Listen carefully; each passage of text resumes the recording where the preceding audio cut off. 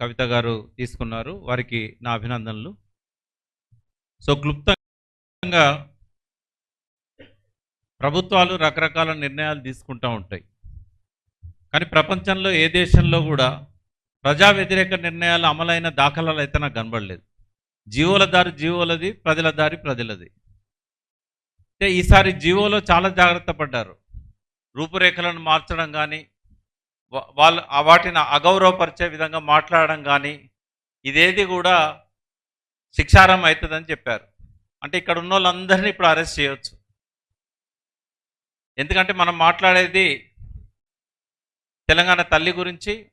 అది జీవోలో ఉన్న తల్లిని మనం ఏ రకంగా తప్పుపట్టినా కూడా అది శిక్షార్హమైన నేరం అని చెప్పి ఆ జీవోలో పేర్కొన్నారు. కానీ ఆ కాగితాల మీదనే ఉంటుంది అది. ఎందుకంటే ఈ నిర్ణయం అమలయ్యేది కాదు. ఎందుకు కాదంటే తెలంగాణ పల్లె పల్లెన విగ్రహాలు ఉన్నాయి. ఒకవేళ ఆ జీవో అమలు కావాలంటే ప్రభుత్వం ఆ విగ్రహాలన్నింటినీ మార్చి మళ్ళీ నిర్మించాలి. కానీ ప్రభుత్వం అంత సాహసం చేస్తుందని నేను అనుకోవట్లేదు. ఎందుకంటే ఏ ఊర్లో ఏ తెలంగాణ తల్లి విగ్రహాన్ని తొలగించాలన్నా, రూపురేఖలు మార్చాలన్నా ప్రజలు సహించరు. ల్యాండ్ ఆర్డర్ ప్రాబ్లమ్స్ వస్తాయి.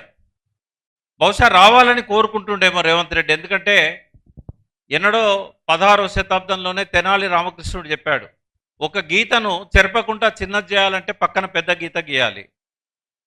సో వరుసగా 10 నెలల్లో 12 నెలల్లో ఆయన పెద్ద గీతలు గీస్తూనే ఉన్నాడు. మొదటి పెద్ద గీత ఏం చేశాడు? టీఎస్ తీసేసి టీజీ చేశాడు. కొద్ది రోజులు చర్చ జరిగింది. ఆ చర్చ కనుమరుగ్గానే జయ జయ తెలంగాణ పాట మార్పించాడు. కొద్ది రోజులు చర్చ జరిగింది. ఇప్పుడు తెలంగాణ తల్లి మీద చర్చ జరుగుతూ ఉంది. మధ్యలో చాలా డైవర్షన్ పాలిటిక్స్ వచ్చిన, హైడ్రా వచ్చింది, మూసీ వచ్చింది. ఆయన లక్ష్యం ఏంటంటే ఆ 420 వాగ్దానాల నుంచి మీడియా దృష్టిని, ప్రజల దృష్టిని మళ్లించడం అనేదే ప్రధాన లక్ష్యంగా కనబడుతుంది. ఆయన దుష్ట లక్ష్య సాధన కోసం తెలంగాణ తల్లిని కూడా వదలలేదు ఆయన.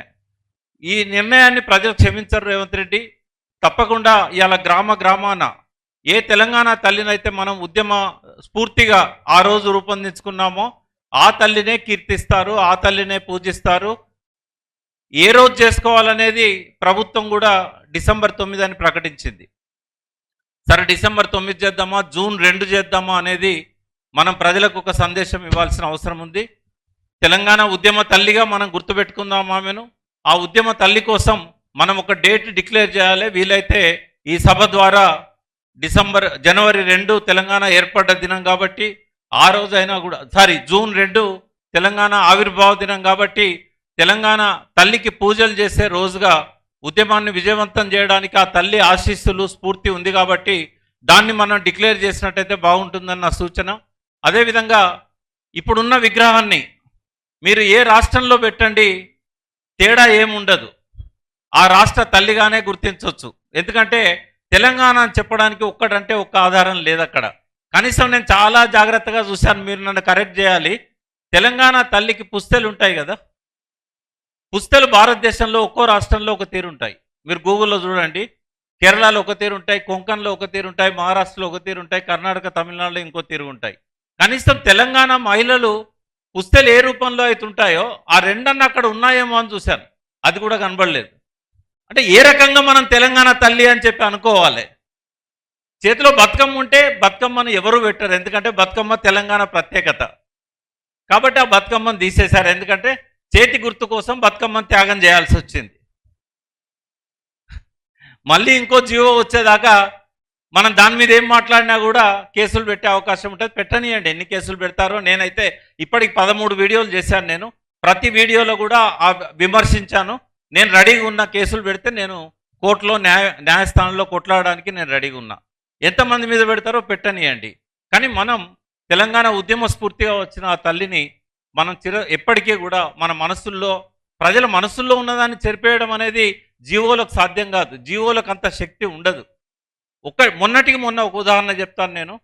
జయ జయ తెలంగాణ కీరవాణి వాడిన పాట ఈ మధ్యకాలంలో నేను 4-5 దేశాలు తిరిగాను. ఎక్కడ కూడా అది వాడట్లేదు.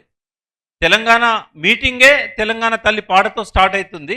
బట్ ఎక్కడ కూడా పాత పాటే పాడుతున్నారు తప్ప, అందశ్రీ ఉన్న వేదిక మీద కూడా అదే పాట పాడారు. దుబాయ్లో పాత అందశ్రీ పాడిన పాటే పాడారు తప్ప కీరవాణి పాట పాడట్లేదు.